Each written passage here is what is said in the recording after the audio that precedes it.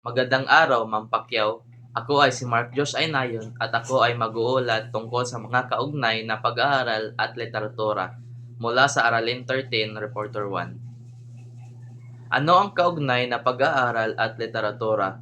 Ang KPL ay bahagi ng pananaliksik kung saan tinitipon, sinusuri at inuugnay ng pananaliksik ang mga naunang pag-aaral at literatura na may kinalaman sa kaniyang paksa. Sa madaling salita, ito ang sagot sa tanong na ano na ang mga pag-aaral at akdang na isulat na may kinalaman sa aking research. Ano ang layunin ng KPL? Ginagawa ang KPL para number 1, ipakita na may batayan ang pag-aaral. Number 2, maiwasan ang pag-uulit ng parehong pananaliksik. Number 3, matulungan ang mananaliksik na mas malinaw ang direksyon ng pag-aaral. Ano ang nilalaman ng KPL? Number 1, mahalagang literatura. Dito ang mga libro, journal, thesis, artikulo at iba pa. May kaugnayan mismo sa paksa ng paniliksik. Pangalawa, mga naunang pag-aral.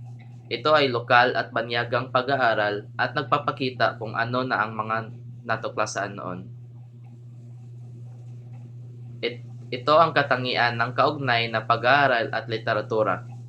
Number 1, kaugnay sa paksa. Hindi basta-basta random na sources at dapat direktang may relasyon sa tinatalakay na problema. Number 2, bago at napapanahon. Kadalasan, huling 10 taon lamang at para siguradong relevant at updated.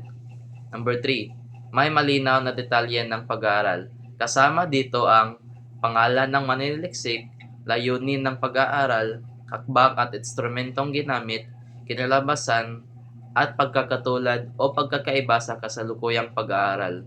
Number 4, ipinapakita ang ugnayan sa kasalukuyang pananaliksik. Dito ay ano ang pareho, ano ang naiiba, at ano ang kulang pa sa mga naunang pag-aaral. Number 5, nakatutulong sa pagbuo ng suliranin. Dahil sa KPL, mas nagiging tiyak ang research problem at nakikita kung saan papasok ang bagong pag-aaral. Number 6, gabay sa pamamaraan o approach. Dito makikita kung anong method ang epektibo at anong dapat iwasan. Nagbibigay ng posibleng paraan sa pagsasagawa ng pag-aaral. Number 7, tulong sa pagpaplano ng proyekto. Dito mas nagiging organisado ang pananaliksik at alam na ng mananaliksik ang direksyon, limitasyon at ambag ng pag-aaral. Bakit mahalaga ang KPL? Mahalaga ang KPL dahil pinapatunayan nito na ang pag-aaral ay may kredibilidad.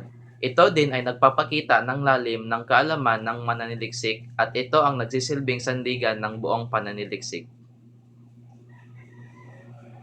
Mahalaga ang KPL dahil nagbibigay ito ng matibay na batayan sa pananaliksik, nakatutulong sa pagbuo ng suliranin at gumagabay sa mananaliksik sa pamamaraan at direksyon ng pag-aaral. Ipinapakita rin ito ang pagkakatulad at pagkakaiba ng kasalukuyang pag-aaral sa mga naunang pananaliksik.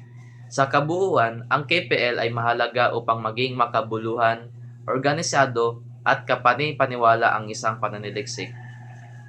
Yan lang po at maraming salamat.